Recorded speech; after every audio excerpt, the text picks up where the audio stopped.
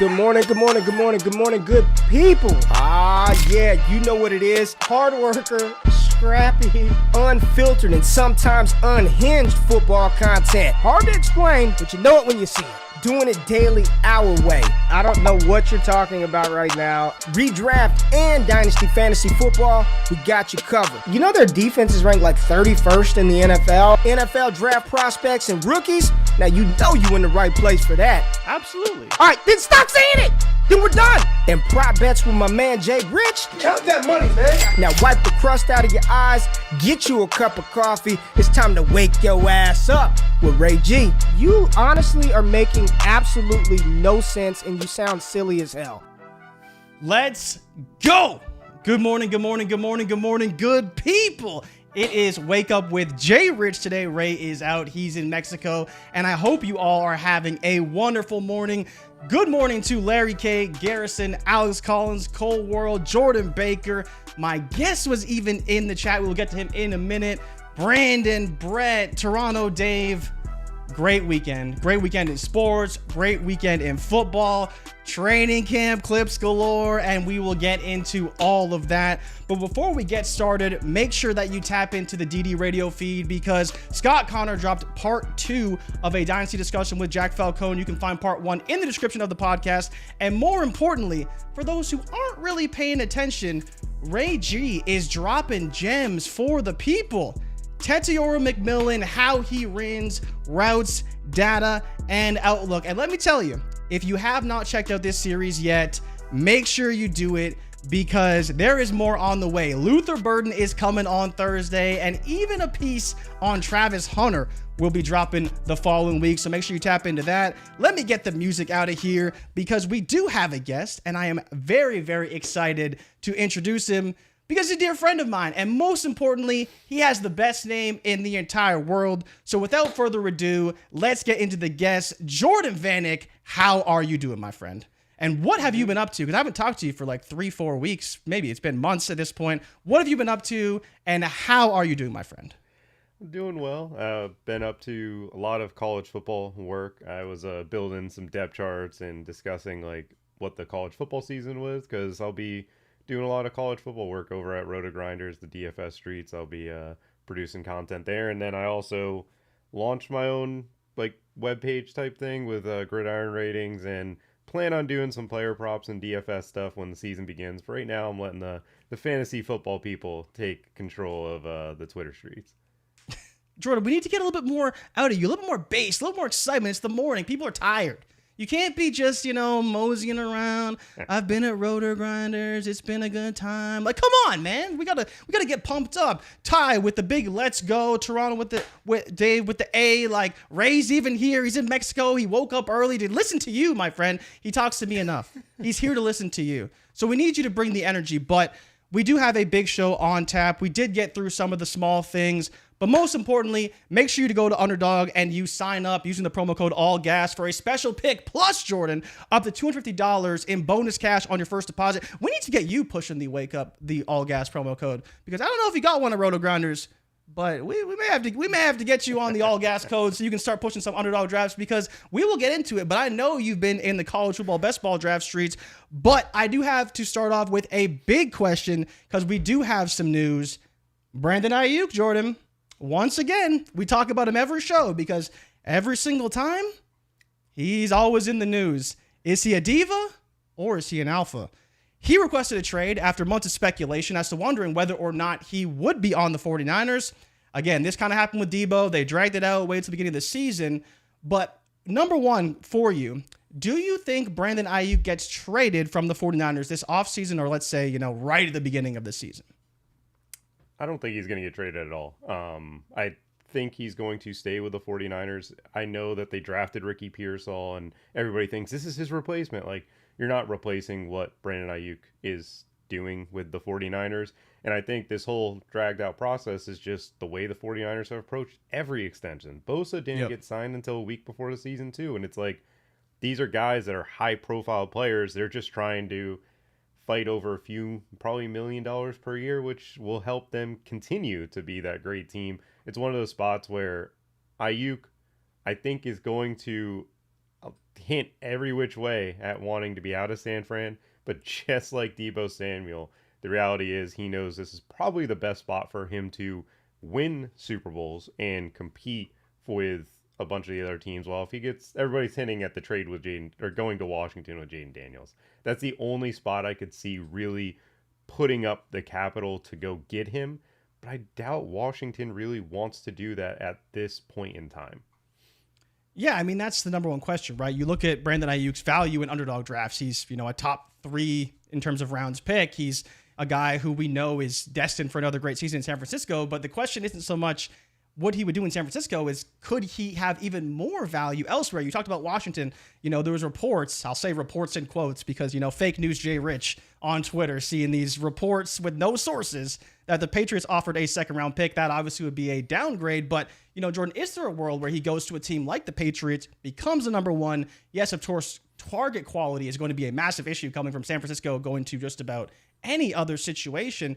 But is there a world where just maybe he could be that alpha, dominant, high target, high volume, still has a great touchdown ceiling, still great after the catch? Could there be potential beyond San Francisco for Aiyuk, or do you think it's mostly a downgrade in pretty much all situations? It won't be a downgrade in production just because the targets are going to go up. Like, this is a guy that I think caps out at 135 targets this year, where if he went to the Patriots, he could get 150. And you see that with some of the top receivers in the NFL, where your CeeDee Lamb, he has no, competition. So he's like pretty much guaranteed the 160 targets a year where you're looking for fantasy value. While Aiyuk, like McCaffrey's getting the ball, Kittle's getting the ball, Debo's going to get the ball. And obviously now their first round rookie and Ricky Pearsall, he's probably going to find ways to get the ball just as well. And it's like, they're also going to be winning a lot of games. They're not going to be trailing a ton. While the Patriots, I can't imagine they're going to be winning a ton of games this year. And if you're trailing, you're going to be throwing, and Brandon Aiyuk would probably be the beneficiary of that. Yeah, I mean, you touched on Ricky Pearsall, and so what do you think his whole role in this is, right? Brandon Aiyuk still looking for an extension. They drafted Pearsall in the first round. Pearsall was a guy that you were a big fan of at the Senior Bowl, but a lot of people don't know what to do with him, right? He's clearly on an offense that only uses 2 wide receivers for the most part. The wide receiver 3 is pretty much an afterthought for fantasy football purposes, but if Aiyuk was gone, is there a world where Ricky Pearsall could fill that role, whether that's this season or beyond? And how do you feel about Pearsall right now? And how do you feel about him kind of in the coming years when he should, in theory, step into a larger role in San Francisco? I love Ricky Pearsall because I think the concept of Kyle Shanahan doesn't like 3 wide receiver sets is foolish to me, where he's never had this talent at receiver. There's never been a 3 wide receiver set that he can produce with Pearsall, Aiyuk, and Debo. And when you go to the Super Bowls and you look at how do the 49ers, how have they produced in previous Super Bowls? Kendrick Bourne was a guy, I think he scored twice in the first Super Bowl against the Kansas City Chiefs. Then you look at this past one, Jawan Jennings was their best receiver in the Super Bowl. Granted, Debo was hurt, and obviously Aiyuk was a little banged up. But when you looked at the Chiefs, they had 2 corners that were in their pockets the entirety of that game. They needed that third option to win. Kittle was a little banged up because he just gets bruised throughout the season, and they relied on Jawan Jennings. And I think Shanahan's recognizing I need to adapt a little bit. I need to get a little bit more creative for those games because these teams are getting 2 high-profile cornerbacks, and I need to use my third receiver to beat that type of spot. And when they played the Chiefs, man, they blitzed them because their offense line wasn't very good, and then those 2 corners were able to cover those 2 receivers well enough than any other team in the NFL. Yeah, like you look at what Shanahan's done, and he so heavily leans on McCaffrey in those situations, right? Because we know that it pretty much doesn't matter what the situation is. They're always going to lean on McCaffrey, and he's always going to deliver and has for that franchise and pretty much whatever franchise he's on for years to come. And, you being a Carolina Panthers fan, understand that better than anybody. But definitely having that third wide receiver that's, slightly better than Jawan Jennings or can offer a little bit more in terms of versatility can be a massive asset to that offense. And I think we know they need it. They've been to the Super Bowl twice, haven't won. They clearly need to do something right to beat the Chiefs. And this could be a move that potentially puts them over the hump, assuming they keep Brandon Aiyuk and that defense still holds up, because we have seen some injuries on the defensive line for them.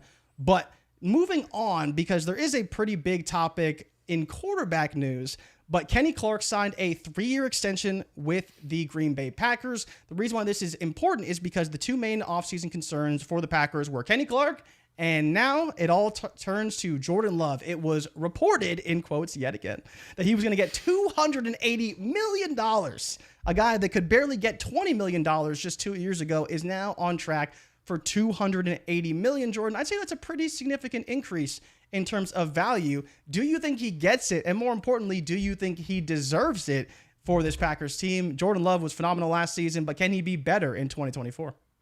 I definitely think he will get it. Does he deserve it? That's, to be determined. It'll work out if the Packers continue to do what they do in the draft at receiver, because we look at the receiving core, they're not paying anybody. So they're not paying any tight ends either. They got 2 second-year tight ends. Their entire receiving core is younger than me. And it's like looking at them, I'm like, wow, this situation is everybody's paying the premium for receiver. They are completely against it. They traded the Davante Adams. When Christian Watson's, it's time for him to get paid. I don't think they're going to have to pay him, because they're going to be like, well, Dontavian Wicks and Jayden Reed are 2 guys that we loved and have developed. So now we're going to go here. And during that span of time, I expect them to take another receiver in the 2nd and 3rd round.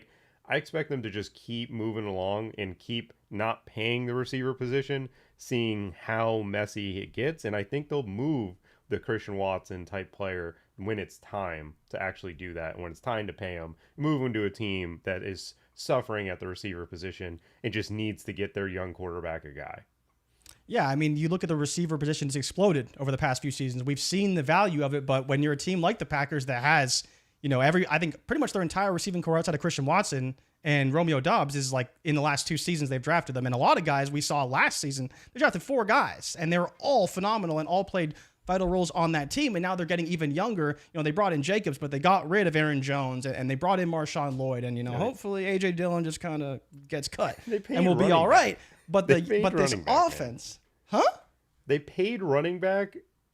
They paid a different running back. They paid a different running back. They paid 2 running backs before they decided, they didn't pay Devontae Adams, but they paid Aaron Jones and Josh Jacobs and drafted a running back that everybody is very high on. And it's for me, they're just going to keep probably trying to stay cheap at the positions that everybody sees as a premium, because when the NFL decided that this is what the wide receiver market's going to be, look at the receivers that are coming into the NFL year in, year out now.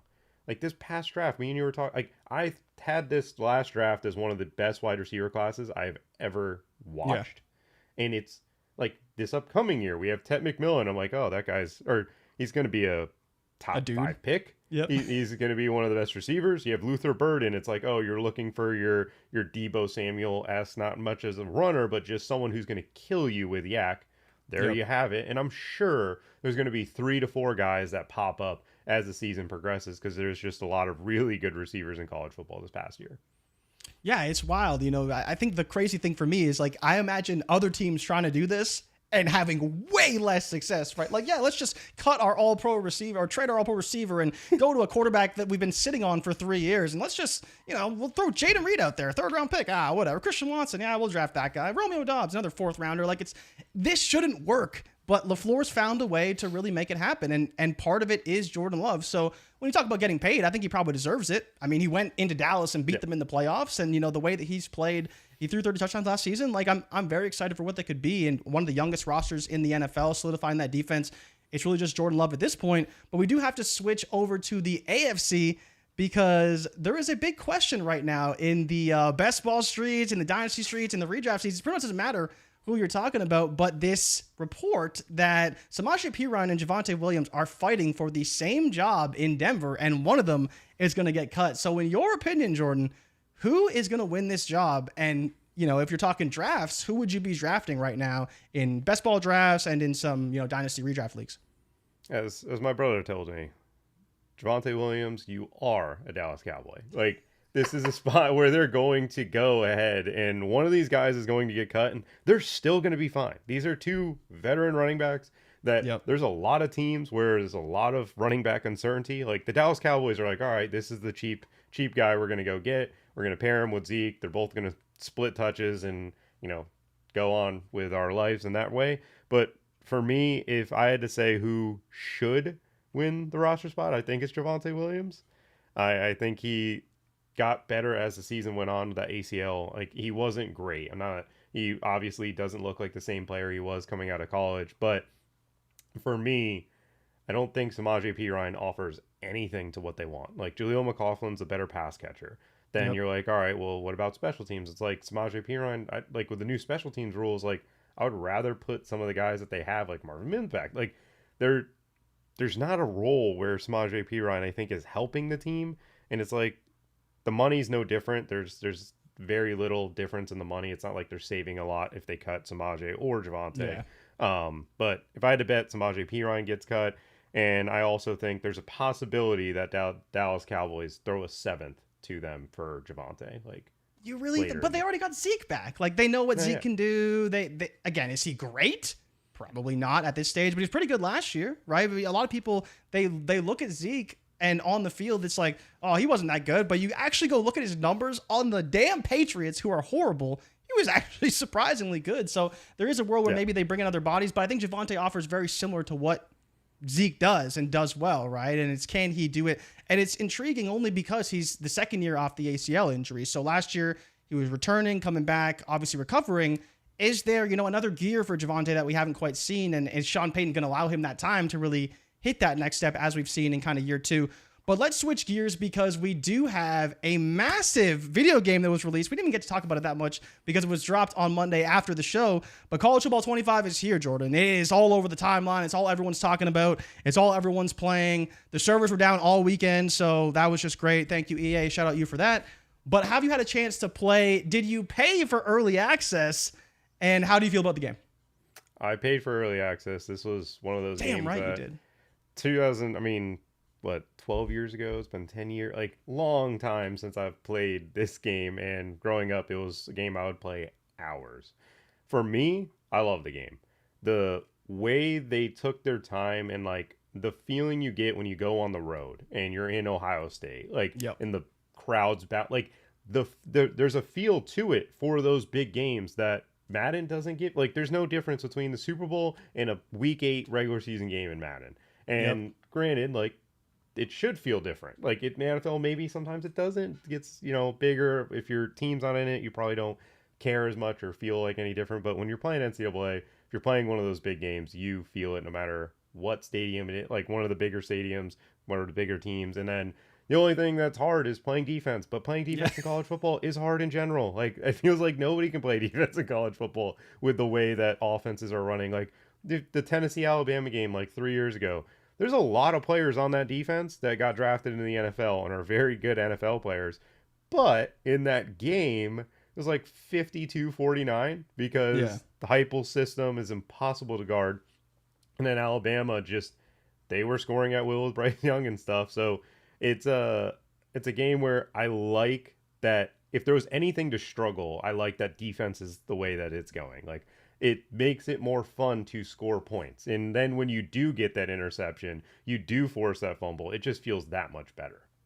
Yeah, I mean, you talk about the 2014 game, and it's like you have linebackers jumping 10 feet in the air and making an interception. You're like, well, this is the most ridiculous thing you've ever seen. But then you have the flip side, and it's like, I'm right beside this guy. Like, reach out and at least, like, try and stop him, and he just moves out of the way. You're like, okay, well, I guess it is what it is. But definitely, leading on that offense is huge. But I think the bigger thing for me and this conversation as a whole, right, is yes, you have the game itself, but it's about, for me, the awareness, right? This is a channel where people come, they want to learn about these prospects. They want to know who's good and who's not. And I think there's an element to where the video game is going to skew, for better or worse, people's opinions of players. But more importantly, and the reason why, us as scouts, people who go to Senior Bowls, all these things, and why it's interesting is that the general awareness of all of these players is going to be heightened, right? I go back to me this season playing FIFA. And I haven't played FIFA in like probably 7 or 8 years. And I was into Ultimate Team the whole year. Played, and there's not a player who's a gold card who I couldn't name. You give me the team, you give me the position, I'm probably going to know who that player is without even seeing the player. And so you talk about College Football 25, right? People are going to play with the group of 5 teams. People are going to play with the Power 5 teams. They're going to have different dynasties. They're going to play different players. They're going to play the Ultimate Team with new cards. How do you think that could impact the scouting process for you and turn that into a fantasy football discussion because I think there will be an increased awareness of all players, regardless of their skill levels. And yeah, we all know the Tet McMillans, but there's going to be players that are great in game, and maybe that increases not just the awareness, but their potential dynasty value going into rookie drafts in 2025. Oh, it's definitely going to create some sort of bias, and it's going to be dictated by EA. Like, yeah, for example, 100%. if we go a few years, like maybe if you go to Houston, you're familiar with Tank Dell, and you're just seeing a guy that's very small, but getting open constantly, making a ton of plays, and for some reason just breaking tackles because he's capable of doing it. Like, the biggest thing that this game's going to do is give names to these kids for people to know, and they're at least going to have knowledge of like, oh, that's that 85 overall on exactly Mississippi State. Like, it's definitely going to bring a lot of awareness. It's going to make college football more popular. Like, that's the biggest thing that I think is going to come of it. And obviously, you see with Underdog. Underdog released their first Bestball contest with college football, which is, for me, I am thrilled. I can't wait to see what they do, and I hope that this one fills and they just continue to release more and more. Yeah, I mean, we can get into that. What a great segue by you. Co-host is crushing it today, ladies and gentlemen. But as you mentioned, we were texting before when I asked you to be on the show. And for all of you who don't know, Jordan's a bit of a degenerate. Not me, but I am a degenerate. But we're talking about Mr. Vanek here. And he has already maxed out the Bestball Mania, or not the Bestball Mania, the college football drafts. And you told me this morning in pre-show that you woke up to being on the clock in 27 drafts. But my bigger question to you is, people who are watching this show, they're in best ball drafts. They're maybe wanting to do a college football draft right now. Who are the guys that you're drafting? You're Mr. College Football. You crush DFS college football. You told me that you did the depth charts for every single Power 5, maybe Power 4 now, conference. Yeah. Who are the guys that you keep on drafting in these underdog drafts, and why?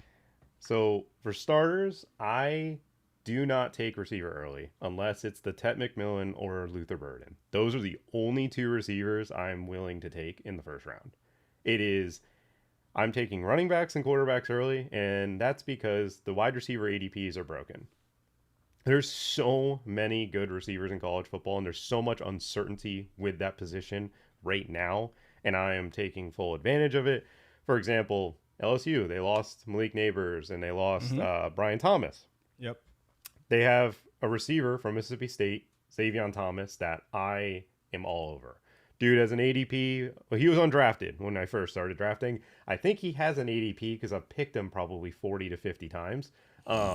And he's a player that I think can play into the role that Malik Nabers was playing in. Obviously, he's no Malik Nabers. But when I watched him at Mississippi State, I saw a guy that when the ball got in his hands, he can make plays. It was just really tough with Mike Wright. And I look at the LSU offense, and I'm like, I can get Garrett Nussmeier and Kyron Lacey and also get this kid in the 16th round. Yeah. And then you go, again, continuing the receiver trend, Jamal Banks in Nebraska. Jamal Banks is probably going to be the number one receiver for Dylan Raiola. Dylan Raiola is the 5-star kid. He has the same mannerisms as Patrick Mahomes, which is really weird to me. Like, he does the talkie thing over there. It's interesting. But Jamal Banks 2 years ago with A.T. Perry and Sam Hartman had 180 yards against the Clemson defense that had Andrew Booth, D. Wiggins, and some of the better secondary players, and he's free. He's 235 ADP right now, and it's like he's a number one receiver in an offense that's supposed to be passing now. Then you go to Tennessee, Chris Brazzell from Tulane, guy that had 1,000 yards as a true freshman over there with an offense that liked to run the ball. Now you put him in an offense like Tennessee with Josh Heupel. I think he could be the Jalen Hyatt type guy. There's obviously Squirrel White going way ahead, but this kid is he's 6'4", 6'3", and skinny, but he has 4.4 speed. And you put him in that offense, great things are going to happen. Sam Brown from Houston transferring to Miami. This is a dude who played along with Tank Dell and outproduced Tank Dell in multiple games when he was at Houston. Also, the coach who is at Miami was the offensive coordinator from Houston. You see Xavier Restrepo going in 11 and this guy going in the 170s. I'd much rather take this guy later and get my Quinshaw Junkins, my Darius Taylor, my DJ, getting my running back early so that I can get these types of receivers. And then to round it off, J.C. Brown from Kansas State. Avery Johnson's supposed to be the real deal at quarterback, and J.C. Brown's the guy that he had a lot of connection with. He reminds me of like a Tyler Lockett like player, and it's weird that Tyler Lockett, I think's brother, is at Kansas State too. He's on the bench over there, which is very weird to see. But the last one, Kendrick Law from Alabama. As a Bama fan, I love this kid. Like, I think he should be getting on the field and just getting the ball in any which way. And Kalen DeBoer just came out and they're like, yeah, he's hitting 24 miles per hour on the treadmill running. Oh, also, he benches 450. Oh my God. He's bench pressing 450 and he's running probably a 4.3. Yeah.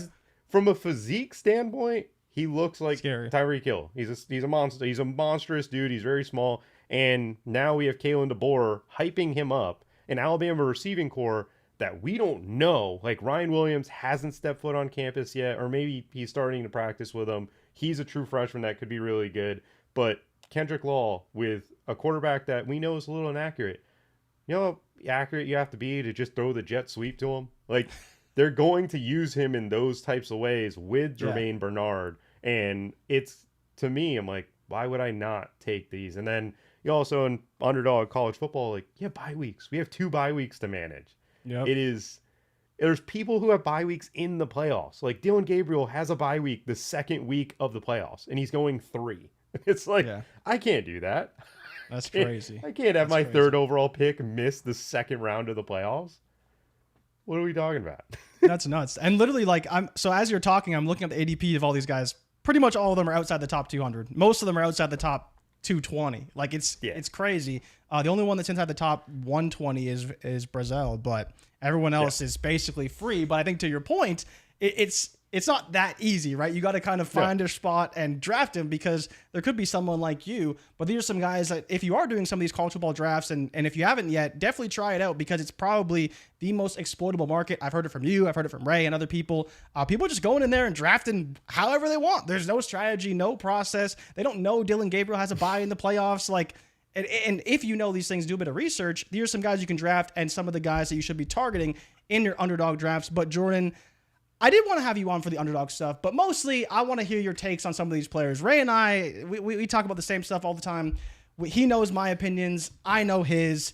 But the rookies, I mean, training camp is here. We could start. Let's actually start with what happened just yesterday with Xavier Worthy and Patrick Mahomes. People who didn't see it, I'm sure you did. He pulls off the Zach Wilson pro day throw in practice with a real defense, and it went right to Xavier Worthy, end zone, 60 yards. The biggest question here, Rashee Rice, is he going to be suspended? When is he suspended? How long is he suspended? And what does a throw as simple as that do for Xavier Worthy's ADP? And do you think there's a world where he returns on that ADP playing in this Chiefs offense? So where is going to get hyped during training camp?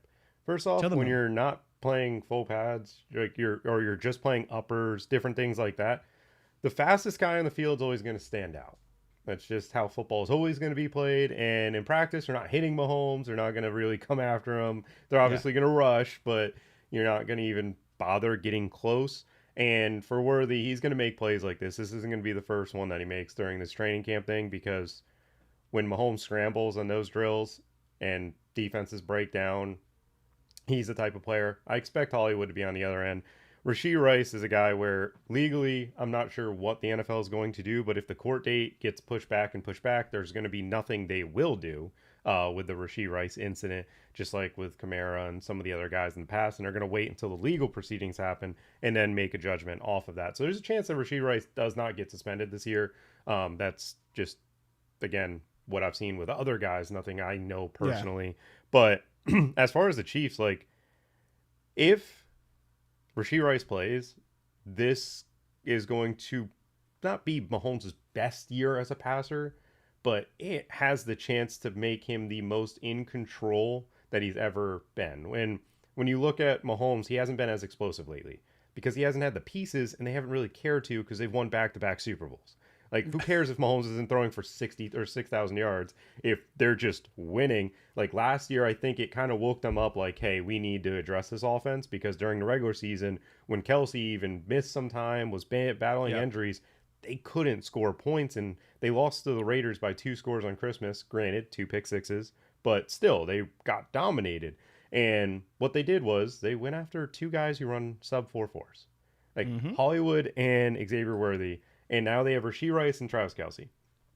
Those 4 can dominate the middle, short, and deep.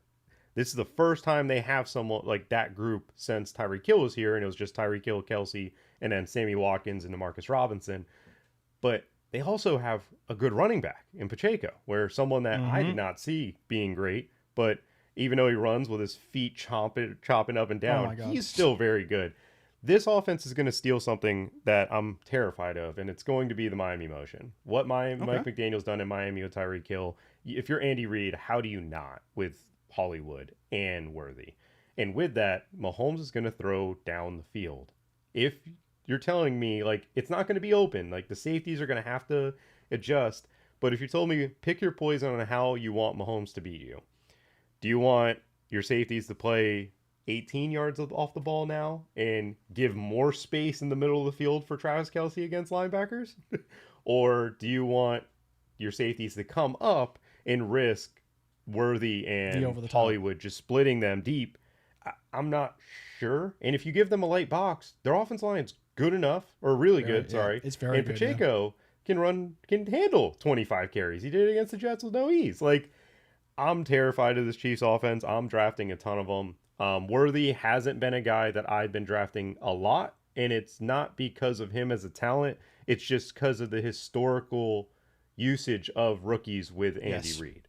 Like, he didn't get Rashee Rice on the field for over 60% of the snaps until like week 12. Worthy, I will say, has the benefit of having played with Steve Sarkisian, who's an NFL guy, that I think he could learn the playbook a little bit faster than Rice did with Rhett Lashley, which he has like a play card like this big. It's just like, it's like 15 plays with some variation, and it was pretty easy at SMU for him. But I think Worthy can get on the field faster than Rice, but at ADP, you're buying for the playoff run. I don't think you're buying for early in the season. If you draft him where you're drafting him, just don't do something stupid early in the season. Let it play out for a little bit before he really gets on the field.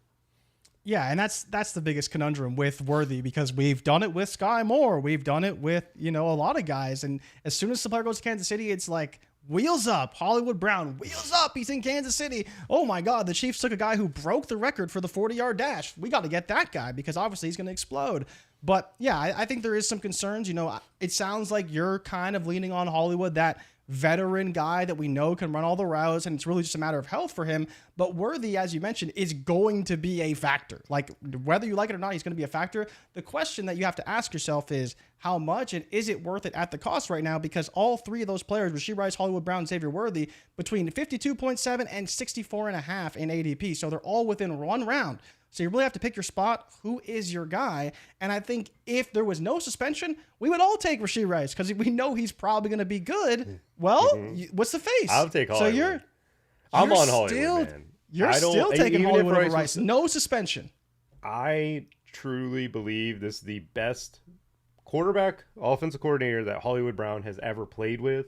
And I think, regardless of if it's there at the start of the play with Hollywood running deep, it will be there when Mahomes scrambles. And I've seen MVS drop that pass enough. And yes, Hollywood, the Lions montage of him dropping 4 touchdowns is still in my head. It was a guy that I played that specific week way back when Justin Tucker kicked the 64-yard field goal. But I don't believe drops are going to always happen. And I truly believe this is the first year in Hollywood's career that he gets over that 1,200-yard mark and explodes in this offense.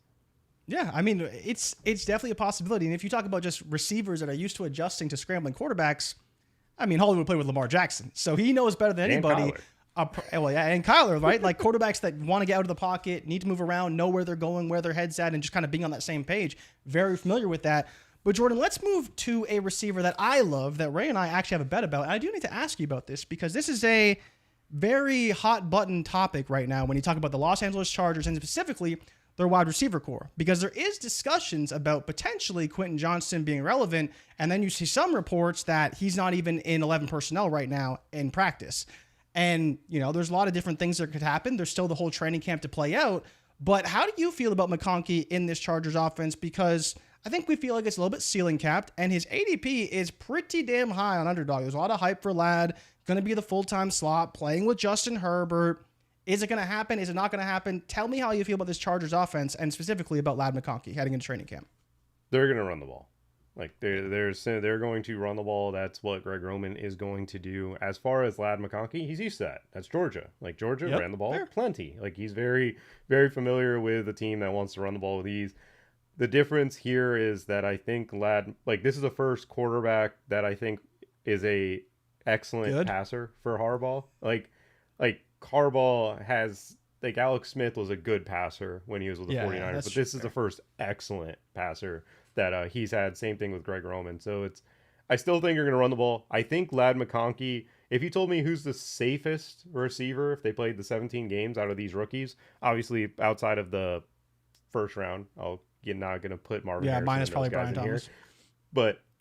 But for me, the safest receiver is Lad, where I think he's going to get 125 targets, 130, Really? and I think he gets to around the 1,000-yard mark. Like, they're going to throw for That's a hot 3,000 yards. take. I mean, 1,000 that's yards for Lad McConkey. around 1,000. Like, Okay, at most, I think it's 1,100. At the worst, I think he gets like 875, 900. Like, he's their That's best rookie player. of the year territory right there. 1,100 yards, 70. No, dude. Okay, No. I mean, Rookie we got of the year, Marv. no. Marv's How many- getting way more than that. I mean, Marv's remember over-under is rookie- 1,000 yards, right? Huh? Marv is the main competition, but if Lad can put up 1,100 and let's say 5 touchdowns probably because it's Lad. That's his ceiling. Like, let me rephrase. That's Lad's ceiling. I think comfortably around the 900 to 1,000 mark. And remember, like, we've seen the receivers in the past years. Like, Jamar Chase getting 1,300, Justin Jefferson getting over 1,300. Like, Marv is set up to do that. Brian Thomas has a possibility if some things happen. Hey, we'll get there. We'll get there. But Lad for me is just a very, like, he's just a safe player, and like Justin Herbert's going to get at least 3,300 yards.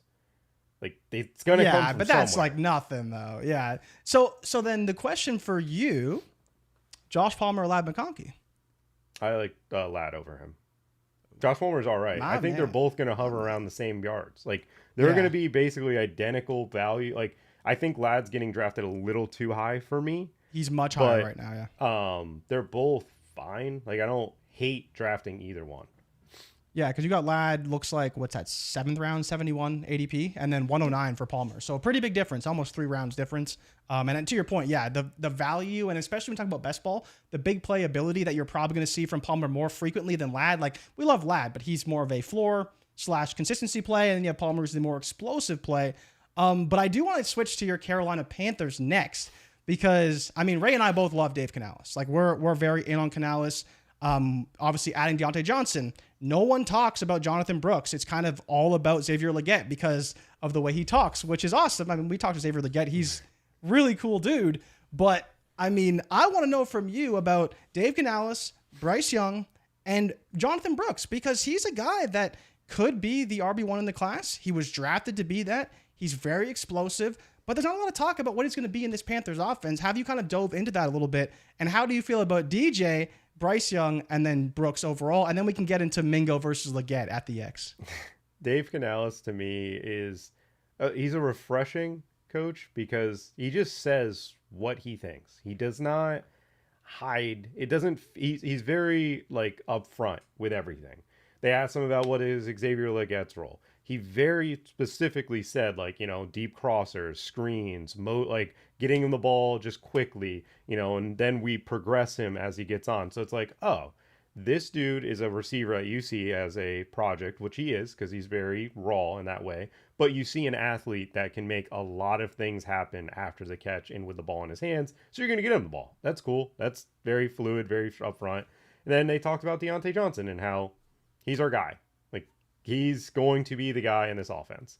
For me, I think I was talking to you, like, I see Deontay Johnson as a wide receiver 2 for fantasy formats. I think he can get as high as that wide receiver 16 mark, where that's the best year because he's probably going to get 140 targets. He's the best player. Like, if you think about Canales, he had 1 year of actually controlling the offense. He looked at the offense. The one thing I didn't like was the way that he used Chris Godwin. However, the way he used Mike Evans was to perfection. It was like, oh, this is easy. Obviously, Deontay Johnson isn't built like Mike Evans, but I think he's clearly spoken about, this is our guy that's going to be in motion. This is our guy that we're going to funnel the offense around. And Deontay Johnson is someone that gets open better than a lot of receivers in the entire NFL. I wish he was able to play with one of the better quarterbacks early on, because I think this dude would be talked a lot more highly. I don't know how big of an impact it's going to be on necessarily him. Like, people are like, oh, now he's going to be really good. And it's like, he's always been. It's just, he's now going to get He's never had the quarterback since Ben. Yeah, that can actually accurately throw him. The biggest thing that this Carolina Panthers team did is get 2 guards that will fix the O-line. I'm hoping that that's the case, because if those 2 are good, then Jonathan Brooks will be a great value. Deontay Johnson's going to be a stud at his value. Like, this offense for the Carolina Panthers will be able to do things, because if you look back, Drew Brees is going to be the quarterback that I'm going to compare Bryce Young to. Obviously, it's not really fair to Bryce Young at this point in his career and what happened last year. But last year, we gave up, I think, 125 pressures from guard to guard last year. The Giants were second in the NFL at 100. What? The Giants' offensive line, everybody remembers how bad that was, that Seattle game on Monday night where he got sacked 9 times. Then you think about the Eagles gave up 27. Bryce Young was pressured from the middle on 95 more snaps than Jalen Hurts last year. Like, with less Bryce mobility. Young, with someone who's small, you need the pocket to not collapse in front of you. This will be a lot better for Bryce Young in that regard. And again, like I said, Canales being up front, the way he talked about Bryce Young, he's like, we need to fix his footwork. We need him to develop in this way, because this is the plan that I have.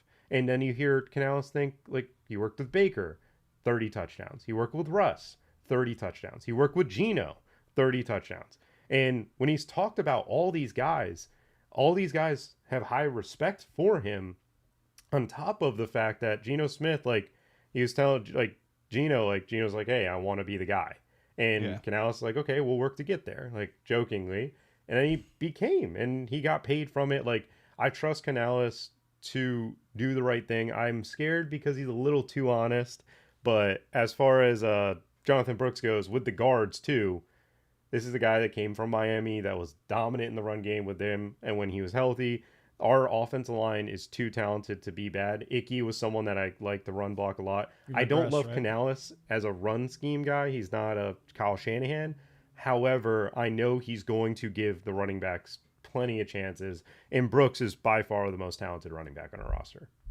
Yeah, and you talked about his honesty. Like, he literally came out and said, if it was up to me, we would run the ball on every play, which is surprising from a guy who didn't really run at all in Tampa Bay, even though we had, Rachaad White is fine, but Brooks is definitely a better runner than Rachaad White. And I think there's a world where maybe Brooks can kind of assume some of that pass catching that we saw from Rachaad White and the reason why he really blew up for fantasy. But you talked about Baker, Geno, Russ, like the biggest thing with Canales, he speeds up that processing speed. He takes a quarterback who's, 2.8. Bryce was, I think, almost at 2.9 seconds time to throw. That's why he got sacked all the time. And you speed him up to 2.2, 2.3, which is what Baker did. And all of a sudden you see a lot of success. The playmakers around him, adding the offensive line. That's the hope. Now, the question for me to you last on the Panthers is, would you be buying into Bryce Young? Because you talked about DJ, you talked about Brooks, talked about the offensive line. You talked about, Thielen last year and why he was a big buy candidate for you. We love Xavier Legette. I think you could make some comps to DK Metcalf and how he developed in Seattle with Canales and things that they could do with Xavier Legette. But you haven't talked about whether you believe in Bryce Young for fantasy purposes and whether you believe in him long-term, because I think it sounds like the jury's still out, even though his cost is very low. So there is a world where he can kind of impress. Doesn't mean he's going to be successful. But where are you at with your quarterback right now? And do you think he's going to ascend to where you need him to get to this season, or do you think he's still a work in progress? I think he'll ascend to get to where he needs to get. As a quarterback, you're a product of the talent around you. 100%. That's always going to be the case. Everybody can look and say the Panthers made the awful pick because we took we took Bryce Young over CJ Stroud. And yes, CJ Stroud is phenomenal. But we also know Tank Dell is really good now. We know Nico Collins is really good. We know that Bobby Slowick, from an offensive coordinator perspective, like, yeah, no, he took a lot of the Shanahan principles. We also know, weirdly enough, the Carolina Panthers beat CJ Stroud, and we dominated them in that game, as weird as that sounds. Yeah, that's crazy. It was a strange one there. Both coming off a bye week, and we just made CJ Stroud look bad. But between Bryce Young and Will Levis, Levis has more talent. So that's fair to take Will Levis over him. I would argue against the long term because of the talent all being over 30. But from Bryce Young in general, like looking at this upcoming year, if Deontay Johnson's as good as I think he is, I believe that Bryce Young will be a very productive quarterback. I don't know if he's going to reach the heights. Like, I would say a little lesser of a year than what Baker produced, which is And high. Baker was It's good. very He was high. like Baker's very almost good. a back-end QB1, high-end QB2 for Baker this season. I think Bryce Young can get to that 4,000-yard mark passing, and I think he's capable of throwing around. Like, I think he's going to have low interceptions, and he's going to have a good split with Canales in this offense. Matter of the Panthers having a lot of success? No, our defense isn't good. Like, we are not going to have a lot of success. Our defense line, we have two edges that I think can play for us, and outside of that is a hole. It is scary. If one of them go, like with Jayden Clowney misses games, we're screwed. It's over. Yeah. Yeah, like we have a good corner. We have J.C. Horn, who's a good corner. We have Derek Brown, who's a good interior guy. Linebackers are fine, but oh my God, this defense line is not very good. Bryce Young's going to be playing from behind. The only game I ever watch, if I decide to go watch that Panther season back, is the Packers game. That's when I felt like Bryce Young played comfortable. And I think Canales is going to get Bryce Young to be comfortable again, because it looked awful last year. But it was a product of none of the receivers being able to get open. Like, you can't do anything when none of the receivers get open. You need, like, Mahomes needs Kelsey. Like, Yeah. Well, there's a big stretch of games. I'm saying, like, to develop as a quarterback, he needed 100%. Kelsey because he could always go to him. Like, Yeah. he's always open. And when you have those guys, it makes the world of a difference, regardless of how talented you are as a quarterback. You know, Patrick Mahomes, best quarterback in the league. But when you're not the best quarterback in the league, yeah, having good playmakers around definitely helps. I did want to actually deviate from the show sheet a little bit and talk about this Tennessee Titans offense, because I know from you, because you sent me your exposures, your number one player in Underdog is Ja'Marr Chase. You have Ja'Marr Chase in the highest percentage of your leagues. And Brian Callahan, their OC, is now gone. Maybe Zach Taylor is a better OC, or I don't know. We're going to find out. But talking about Will Levis, I think it's really interesting because when you look at a lot of sportsbook projections, which is one of the things I do to try and find values in Underdog, Will Levis, Calvin Ridley, and DeAndre Hopkins are some of the biggest values in Underdog drafts right now. And it's because of that uncertainty of the Tennessee offense. But in theory, they run a similar system. They have two scat plus backs in Tajay Spears and Tony Pollard. Like, they're not primary rushers, so there shouldn't be crazy run dominance. They got rid of Derrick Henry, and Callahan probably wants to throw the ball, 650 times this season? At least 600 times.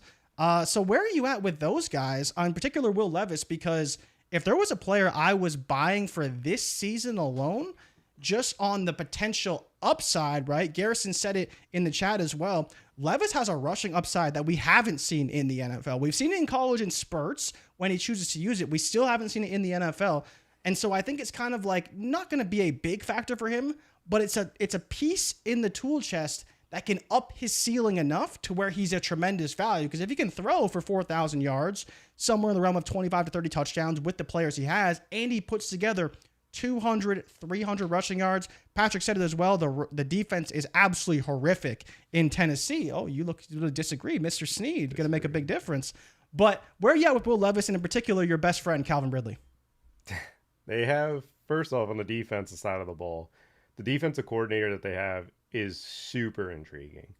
He was with Baltimore. Like, he's basically been exposed to the 4 schemes in the NFL that are arguably the metas for football right now. And as far as their defense, Jeffrey Simmons is an all-pro, arguably the best defensive tackle in football now that Aaron Donald's gone. L'Jarius Sneed's arguably one of the best corners in football. Chidobe Awuzie is a significant upgrade as their cornerback too. They still have a bunch of first-round picks that haven't panned out at that cornerback position that, never know. Defensive scheme change can help things. The Harold Landry is getting 12 sacks a year. Like, no, the defense is going to be good. Like, I don't think it's going to be great, but I do believe that this is a spot for them to look at where they're going to be able to stop teams in the air like they haven't been able to do in the last few years because Vrabel hasn't had any talent at the cornerback position. But this offseason was the best possible offseason and what you should be doing with a rookie quarterback. Like, that's the reality. They need to go ahead and buy in and get pieces that are proven that we can see, like, hey, are you the guy or are you not the guy? With Will Levis, the one thing about his rushing that scares me is, he ran at Kentucky. That offensive line was atrocious, and he got beat to shreds. Like, he took a physical beat. I don't know if he will want, like, if he's running, he better have learned to slide in the NFL because he will take some beatings. But their offense right now, they have a really good group, but I'm worried about the offensive line. It's young. Yes, it's bad. It's very young, which is very interesting because there could be really good pieces. Like, they invested into it, but it's a scary spot where the offense line might hold the offense back and not allow them to develop. But if they, for some reason, are able to, like, Tony Pollard can't pick up blitzes. Like, I don't see it. Tajay Spears is a young guy. I'm not sure if he's really capable of doing it either. It's kind of like, well, the tight end position, is that just going to be an extra blocker? Like, is Chig and the rest of the guys, are they going to just block? It won't hurt them, but from an offensive standpoint, like, I'm taking that, like, a lot of them, because they do play Ja'Marr Chase in that playoffs, I'm just sporadically taking them. The running backs are fine at EDPs, in my opinion. I like Tajay more because I think he's better than Tony Pollard, and I think that foot injury for Pollard really derailed his career. But as far as the receivers, like, Calvin being drafted as high as he is, where D-Hop is going, doesn't make sense to me. I view them very co-alphas at this point. Yeah, like, the range of outcomes for both is probably very similar. Neither, like, especially when you factor in Hopkins that actually played with Levis a little bit, so there's some familiarity there. Like, Ridley may be a little bit more talented at this stage in their career, but I'm definitely a big fan of both those guys, and Levis in particular, because I do think there is, kind of not an uncapped ceiling, but to your point, the scariest part is you go look at the Cincinnati offense, and if it really was Brian Callahan, man, he really relied on Joe Mixon to help him pass pro, because Joe Mixon's actually pretty good in that role. And then you have an offensive line that was always bad, never helped out Joe Burrow, made his job very difficult. And I think it was Dwayne McFarland who talked about this with Ray. They didn't use any motion. So he didn't make Joe Burrow's job any easier from that aspect either. And so if he brings all those types of philosophies to Tennessee, it could be more difficult for Levis than it needs to be. And if you put the right OC in that situation, it could be a better spot. But we're going to find out, was it Zach Taylor or was it Brian Callahan, into how the Bengals offense operates. And obviously you're making a big bet that it was a little bit more on Callahan with all of your exposure to Ja'Marr Chase. My Ja'Marr Chase exposure is dictated by my thought of him moving inside. Ja'Marr Chase hasn't played inside a lot this upcoming year, or these past years, but you look at the big guys, the best players in football at receiver, all of them move inside a lot. He wants to be CeeDee Lamb. Jermaine Burton is a guy that didn't play in the slot in Alabama. I don't think is a slot receiver at all. And now you're telling me Ja'Marr Chase is going to get targeted more. And that's all he needs. That's if he goes inside and plays, I'd say 45% of his routes inside, which I think his numbers right now is like 28%, if I'm not, like, just vaguely remembering. If that increase happens, he's going to get 160 targets. And if he gets 160 targets, I will bet on Ja'Marr Chase over the receivers at the top any day of the week. I love Tyreek Hill and I love CeeDee Lamb. I think Ja'Marr Chase is better than CeeDee Lamb at football. And I think that Joe Burrow is a better quarterback. And I think that the Bengals are a better team. And also their defense is worse. Like, their defense is very good. Like, their defense that it's the same things going. And it's like, we're 6 years into the program here. And you see the lapses where they're starting to get beat a little bit more. And for me, again, Ja'Marr Chase, if he moves inside at a 45% clip, I will gladly do what I'm doing in best ball drafts, because I think his playoffs weeks are also just awful. Like, he's going to be able to have some very explosive weeks during that postseason. Yeah, I mean, people got to realize too, right? You get like the fantasy point per route run outside versus the slot is drastically different. And it's the same with CeeDee Lamb or any of these elite receivers that move inside. The yards per route run, the fantasy points per route go up significantly because these guys are just, it's not that they're too talented to play in the slot, but it's like that option of being able to go inside or out is what makes all the difference when you're an elite playmaker. But it might be a spicy take right now to some saying Ja'Marr Chase over CeeDee Lamb. I'm kind of with you in that respect. I think both are obviously ridiculously talented, but I'd love to see what Ja'Marr Chase would do with CeeDee Lamb's routes, right? With the same route concept, the same way he's utilized, he may do more because he may be even better after the catch eventually than CeeDee Lamb. But as someone who saw CeeDee Lamb's best career game, he is very good. He is very good. He's very good. But we were just drafting Ja'Marr Chase at 102 last year. So me taking him now this year, it's like, guys, Joe Burrow was hurt last year. And when he finally got healthy, Ja'Marr Chase went for like 250 against the Cardinals. Yeah. The problem with Chase is that it feels like every year he's, I mean, even higher than Jefferson in some respects, right? Like, it's like, oh, this is the year. Ja'Marr Chase, 1,800 yards, 15 touchdowns. Like, and it's been that for a while, but man, I'm with you. If there's a little bit of a philosophy change and they utilize them a little bit differently, it can make all the difference in the world. I want to give a quick shout out to Patrick and Garrison who have to get to work, but appreciate you guys for tuning in. Jordan, let's move on because we do have to get to Michael Penix. We don't have to talk about Michael Penix a whole lot, but I did want to ask you what your thoughts are on the draft pick because we've never even talked about this. Atlanta obviously took him way too high in the draft, or for a lot of people. But what do you think happens with Kirk Cousins? Because we love Drake London, we love Kyle Pitts, Darnell Mooney probably going to be a factor in the offense. Bijan Robinson destined for an RB1 season this year. We love that they brought in Raheem Morris. They brought in Zach Robinson to bring that 11 personnel to the Falcons finally after a hell of a 2 years with Arthur Smith. But Michael Penix, Jordan, when does he play and how do you feel about him in Atlanta? The feelings, they're idiots for not taking that Bears trade. That's the first thing. Like, they didn't move back with the Bears when they knew they weren't going to take two quarterbacks. That was dumb. That's the incompetent side of things. The Michael Penix pick is simple to me. If he is good, it's worth it. If he is not good, it is not worth it. If he's not good, it's going to go down as probably one of the worst picks in the NFL. If and only if the Falcons are making playoff runs too. Because it's going to be the same thing that just happened in Green Bay, where you had Aaron Rodgers and you took Jordan Love in the first instead of T. Higgins, and maybe T. Higgins or Michael Pittman end up being that piece you needed to beat the 49ers in the playoffs and play Patrick Mahomes in the Super Bowl. You'll never be, or maybe that's the piece you needed to beat Brady and Lambeau. We won't know because it's always going to be hindsight. But for me, looking at the Falcons, it was like, if Michael Penix is good and you have a franchise level quarterback for the next 8 years, 10 years, I don't care that they took him where they took him. It does not matter to me. It will matter, and it will be one of those worst picks if they just don't go ahead. And if they go ahead and he is just bad, that's it. Yeah, but I think you look at, okay, that's great, but you also have the factor of, what if he doesn't play for 2 years? You're going to sit on the 8th overall pick for 2 seasons? And obviously the disrespect to Kirk Cousins, all of that, but it's just like, they come out and they say, when you have a guy that you love, you got to take him. This is the guy they believe in. This is the guy they want to play. That's where, for me, I'm almost buying Penix over the fact that it's just like, how long can you really keep this guy on the bench? Even if Kirk Cousins is okay, I still think there's a world where he could easily have to get replaced because there's just too much pressure to get Penix in to see if he's good.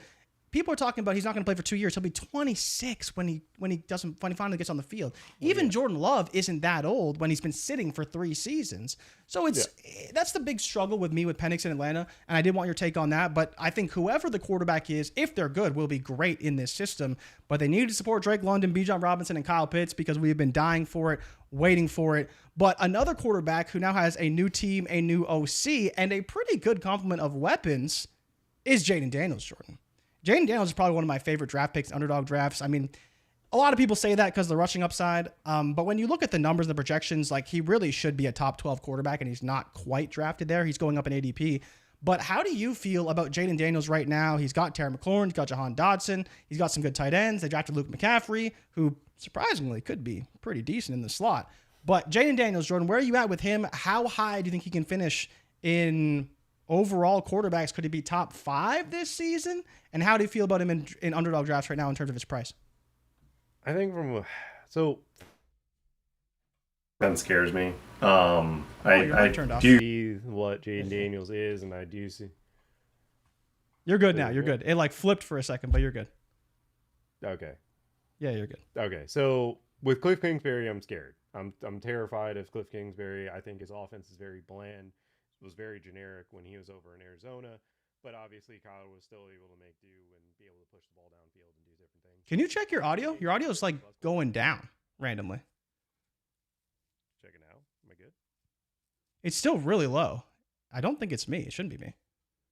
I don't know if it's me, dude. I don't know if the chat can help, but should be. It's like basically it flipped off your mic and then it flipped back on, but then it's just like going down in volume. That is absolutely wild. I'm not sure what happened there. It's still doing it. Here, I'm just gonna kick you out. Just jump back in a second. Okay. All right. But yeah, let's see. Well, we have a super chat here. Let's go to this one. God pick 791 QB. Matt, what is your question? You super chatted it, and let's see here. We got Jordan back. Jordan, you here? Are we good? No, you're still really low. That's so strange. Why is that? I don't know what happened. I didn't do anything. I don't know. I've done nothing to my mic at all. I don't know. I've done nothing. Nothing at all. Nothing. Yeah, Mike's saying he can't hear anything. Matt's saying, Chad, I've picked 1, 7, 7, and 9. 1 QB take Caleb or Jayden Daniels. Yeah, plug it back in.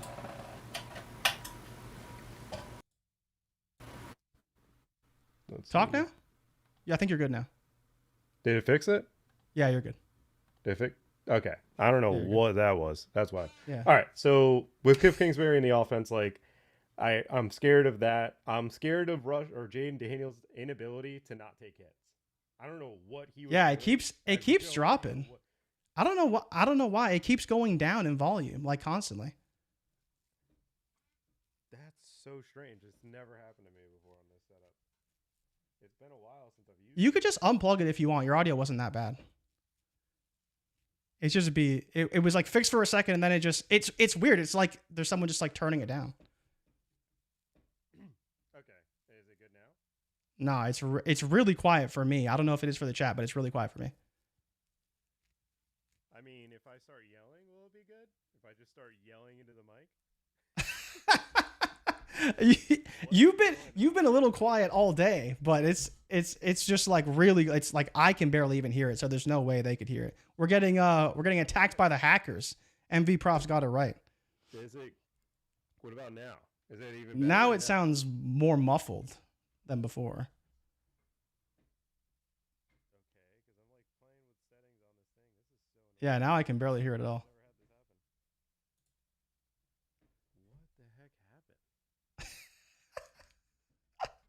Kingsbury take, and they just won't let me. They won't let me give a Kliff Kingsbury take, dude.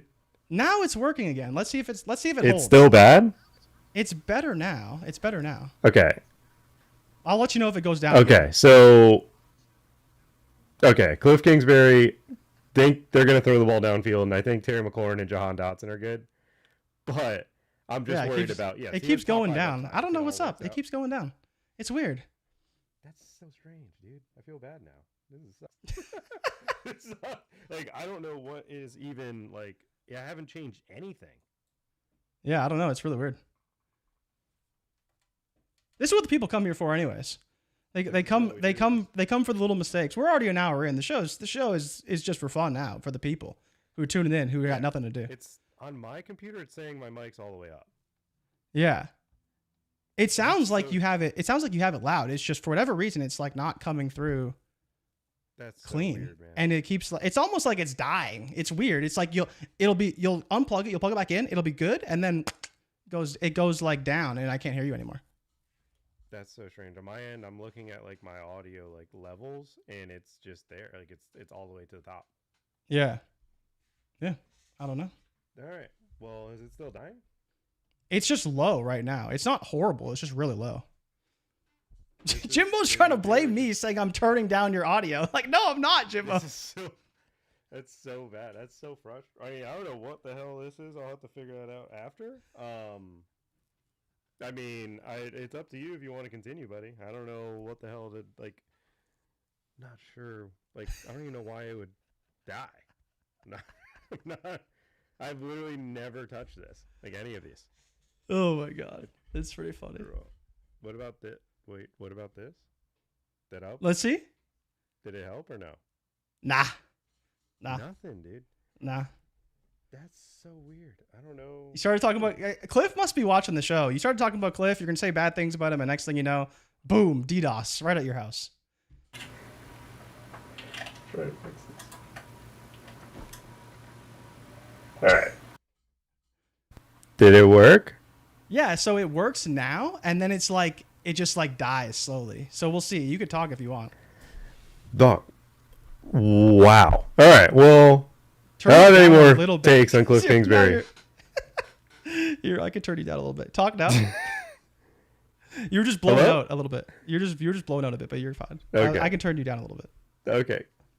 That's I mean, I just feel like I have to talk loud. But yeah, Kliff Kingsbury, I do think Jayden Daniels got top 5 upside if he runs, but I'm scared of him getting hit. He's just very skinny, that's all.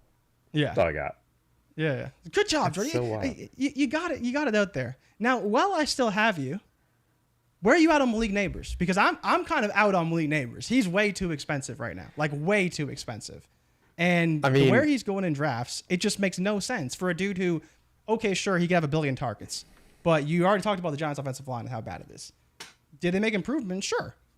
But it's not going to return. Where's he at right now? He is top. He's ahead of Cooper Kupp, DJ Moore, Stephon Diggs, Michael Pittman, Tank Dell, Zay Flowers. Name any of those receivers you would take behind Malik Nabers. Because I think the answer would be absolutely 0 of them.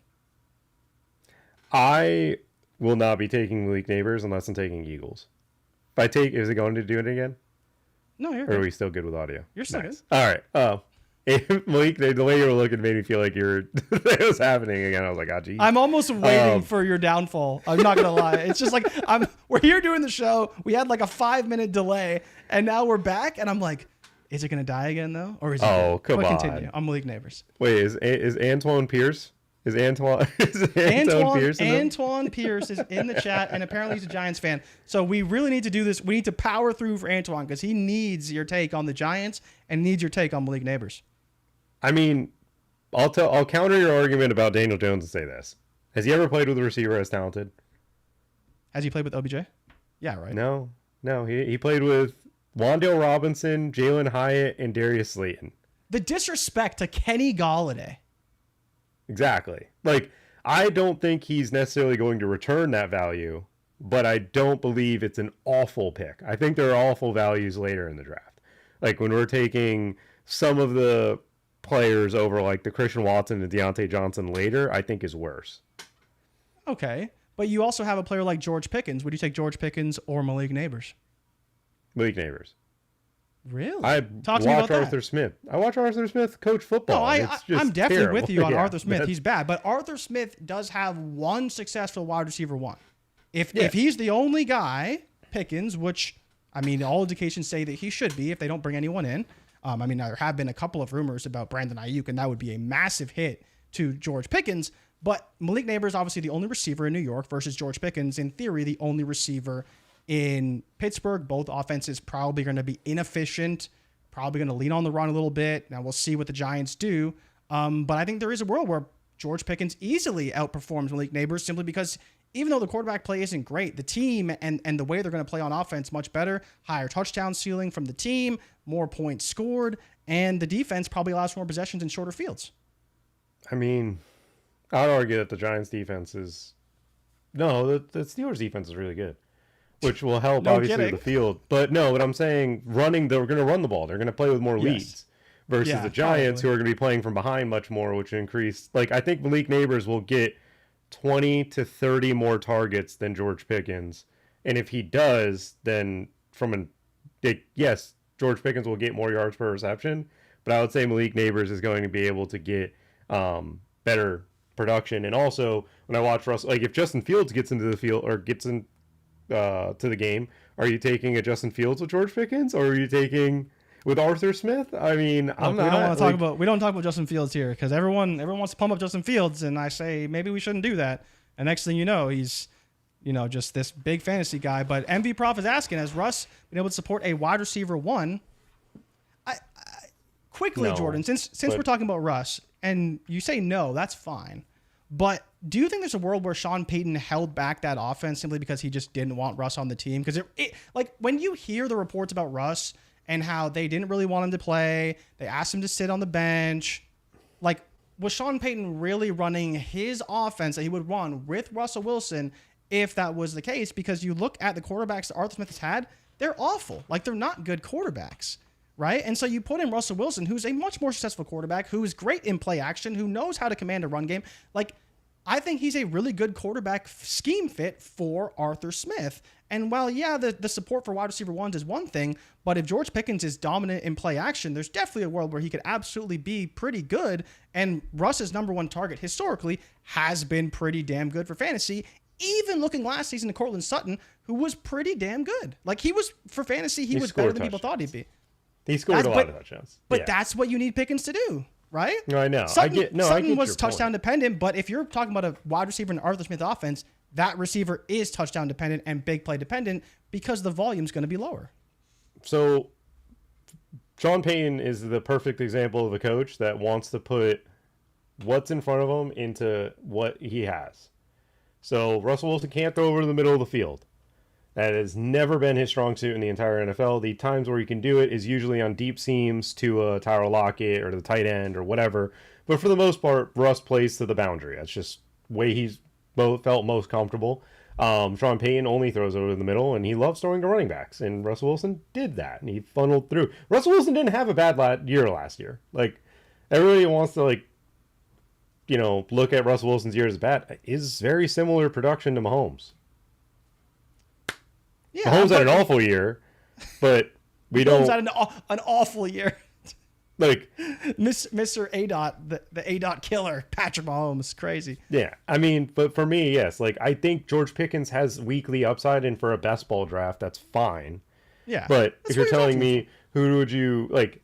Yes, best ball, he has the high ceiling, but I also think Malik Nabers, like, not that he unlocks Daniel Jones, it's that I watched Dable take these receivers, and he got Cole Beasley almost 1,000 yards.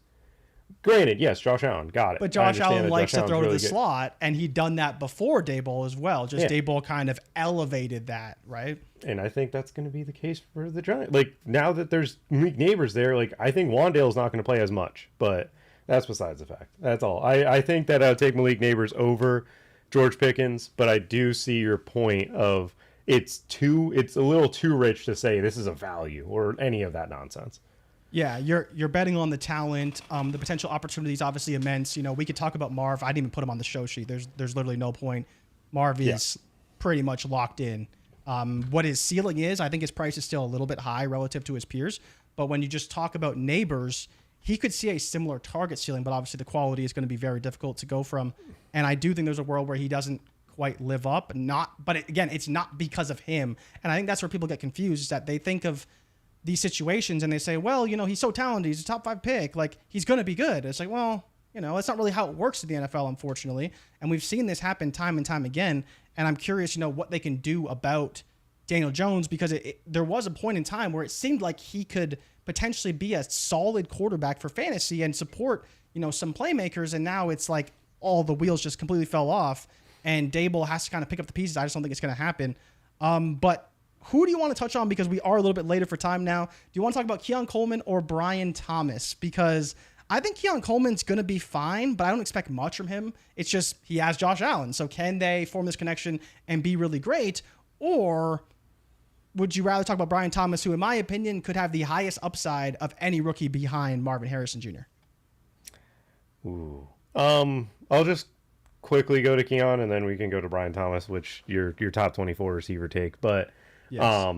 Keon Coleman, I think people look at the college usage and everything, and the idea that he can't separate, to me, feels like the way that Drake London or Michael Pittman couldn't separate at USC, in that aspect of, oh, he doesn't look like he's getting it. Well, that's because the quarterback throwing him the ball just sucks. Like it just Jordan Travis was not capable of throwing it to him when he should have.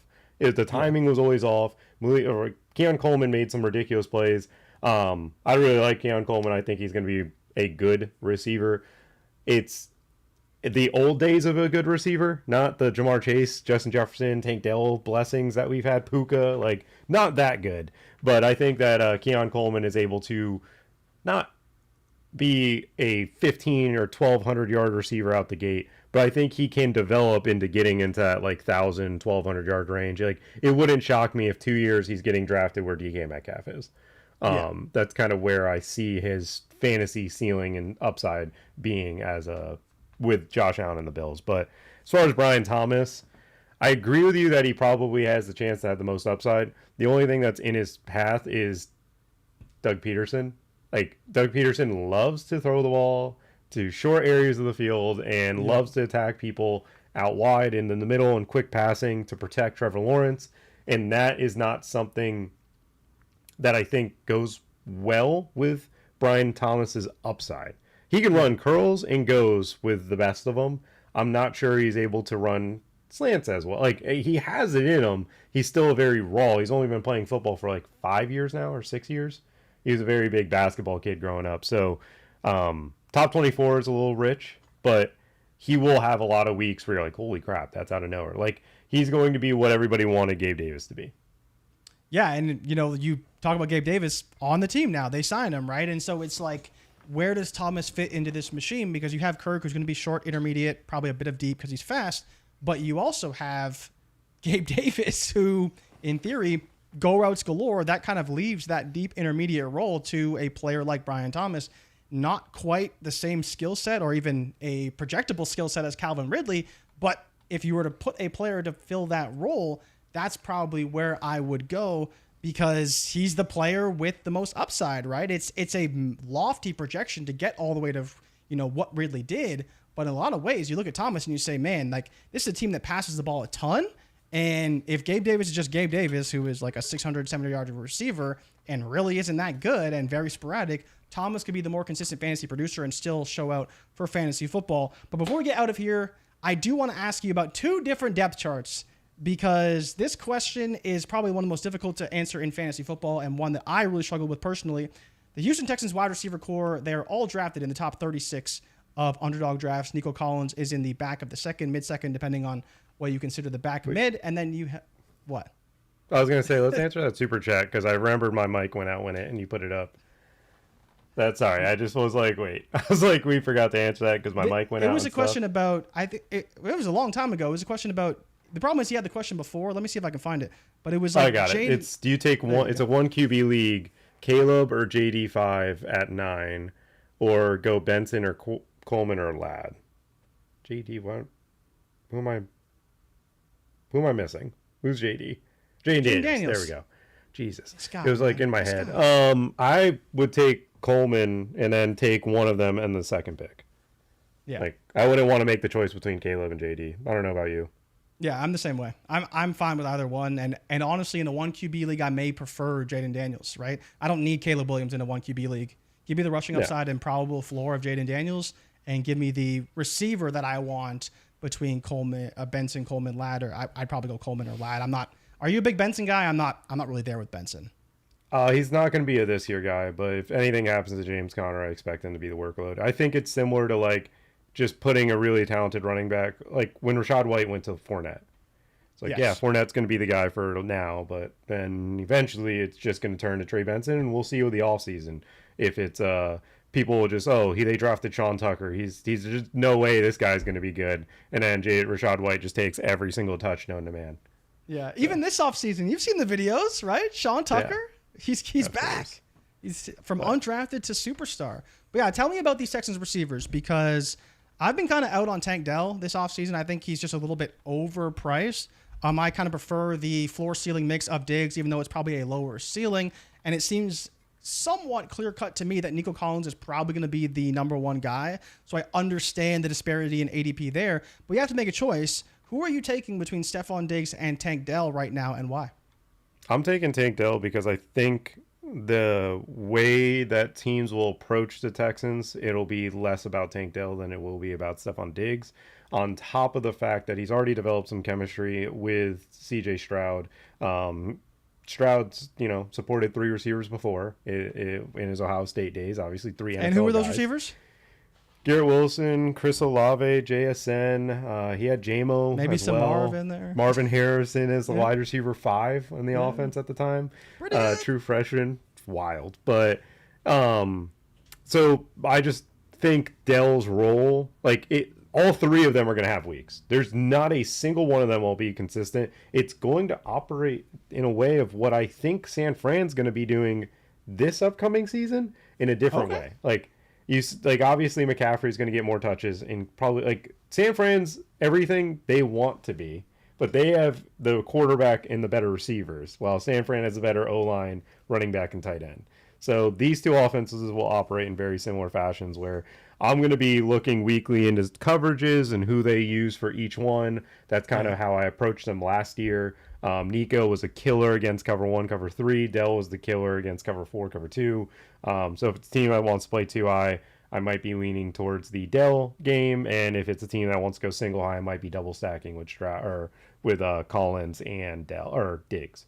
So yeah, and especially with how good Stroud was last year, he may get that Mahomes treatment a little bit, right? With that lots of shell coverage, high cover 2s to stop some of these deep passes that we saw happen constantly that Bobby Slowick was drawing up and Stroud was executing on.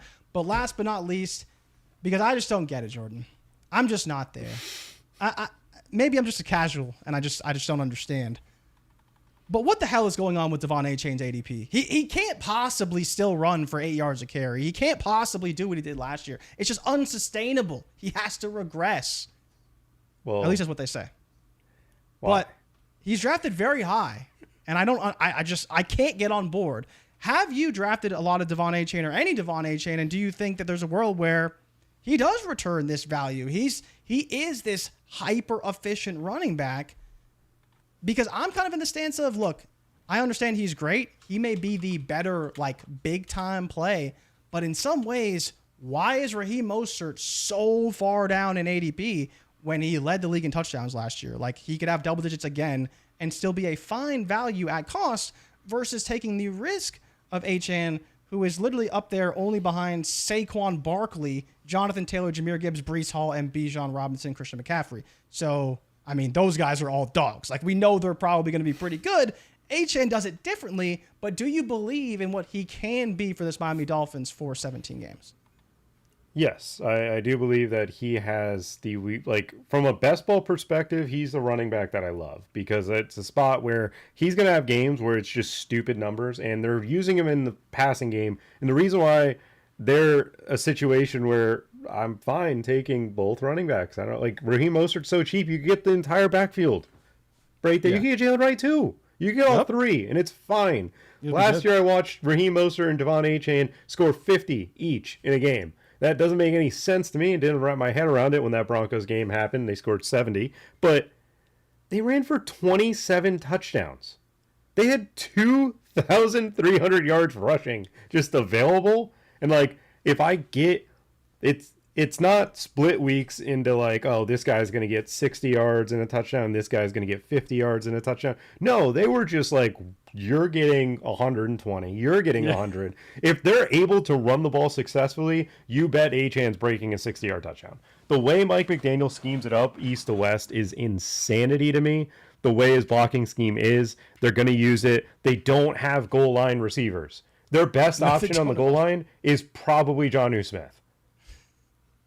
They threw a fade to Tyreek Hill in week 1, which I keep watching because it's probably the best throw I've seen Tua make ever and one of the best throws of all time, throwing a fade to a 5'8" receiver.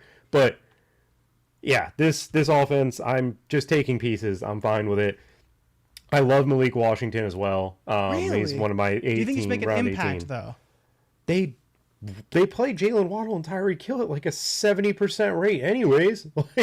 They rotate them a ton. I believe when I looked it up last week, the week before, the wide receiver 3 in that, I looked at Miami / San Francisco, and it's 40 targets on the season, the wide receiver 3. The top guy's 100 plus for both of them. But when you look at the wide receiver 3, it's minimal impact to where it's like, is that even a value? Because if you're getting 2 targets a week, you're basically just hoping he scores one week and makes your lineup. It's with the Tua stack first. First and foremost, it's with stacking in the late rounds of the playoffs. Like if you get Browns, you want the Dolphins run back. Malik Washington can make you unique. With Malik Washington, the difference between him and a Berrios and him and a River Craycraft, because those are the guys that were the 3s.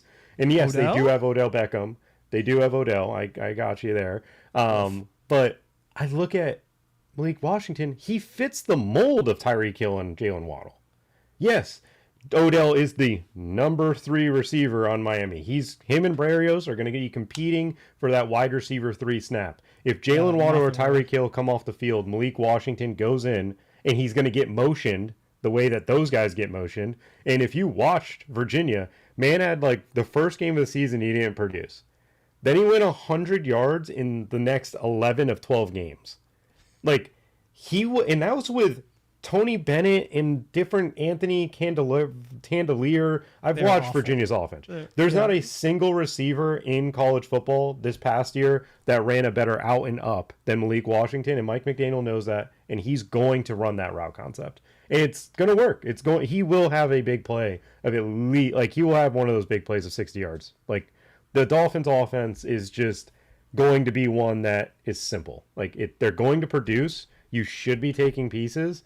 And you don't have to overdraft these guys. But if you have Tua and you're in round 18, how do you get different with a Tua stack? You take the Malik Washington and hope to God he's the one, because Jalen Waddle and Tyreek Hill aren't the most healthy receivers in the NFL. They always deal with injuries. Yeah, for everything we want Jalen Waddle to be, it seems like there's been some health issues. Tyreek Hill will miss games every now and then. Or especially with Tyreek Hill, like you're talking about Malik Washington. Man, Mike McDaniel, when he drafted him, he was like, man, I've been trying to get this guy for like 2 or 3 rounds. And you just talk about if McDaniel has a play for Washington and Tyreek needs to play off, which happens quite a bit because people think Tyreek's this like 90% snap guy.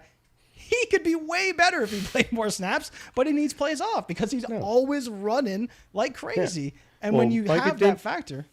I was going to say, Mike McDaniel's philosophy is simple. My best players are on the field. I'm getting my best players the ball, and I don't care. He does not try to make this offense like, hey, you're going to throw it to our wide receiver 3 because they're going to try to take away Tyreek Hill. There is no taking away Tyreek Hill and Jalen Waddle. The only thing that takes them away is the bad O-line or Tua. It's one of the two. There's nothing else. And it's just, to me, it's like, don't overthink it. Odell might be their best red zone threat now that I think about it a little more from a receiver perspective, but he is a little bit older. Like it's one of those spots where he gets open still. He still has the ability to, and they're going to be fine. But I mean, they scored 57 touchdowns last year, and it felt like there were so many spots where it was like, oh, they failed. Like they had they scored they beat the Jets 30-0. Yeah. They beat them 34-13 on Thanksgiving or Black Friday. Like I look at the games that they can have is insanity to me. And the defense, they put a lot of pieces in place, but Shaq Barrett just retired. Just decided to step away. They don't have a pass rush right now. Yep. Like Christian Wilkins is gone. They don't have Shaq Barrett. Jalen Phillips and Bradley Chubb are coming off ACL injuries. So ACL and Achilles. It's like their defense is going to be a little slow to start, and that's going to result in this offense needing to score points. And they were scoring 30 a game last year with a 70-point performance. I'll take my spots in Bestball. Yeah, no, it's definitely pretty crazy. But for everyone who did stay through our technical delay, that is the show, Jordan Vanek. You can follow him on Twitter at Jordan Vanek DFS. Jordan, thank you so much for coming on the show and joining me. You did great, by the way. Don't let these people in the comments make you feel bad about your technical issues. These things happen. This is a show over the internet. And most importantly, I am thankful for everyone who tuned in. Make sure you hit the like button and subscribe if you are not for all of our future content. Ray will be back next week. And Jordan, we will have to do this again sometime soon. And especially for D-Bro, for everyone who's waiting, we've been talking to D-Bro, and that show is coming soon. But stay tuned. Make sure you check out the piece on Tetiara McMillan, and Luther Burden will be dropping on Thursday. Check out Destination Dynasty, and I will see you guys next week. We out. Peace.